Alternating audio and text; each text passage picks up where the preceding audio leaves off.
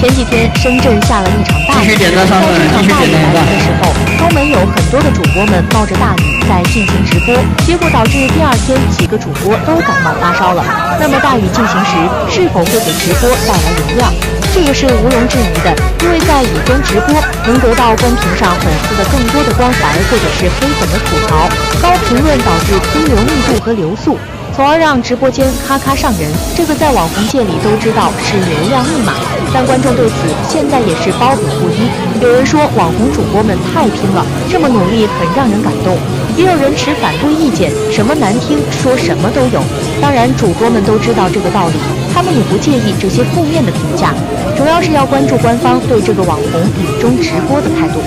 直播的时候基本都是推流的，但是很多发的雨中直播的视频作品基本上都被官方以视频内容博取大众眼球为由限流或者是下架了，所以官方的态度很明确，不鼓励大家这样做。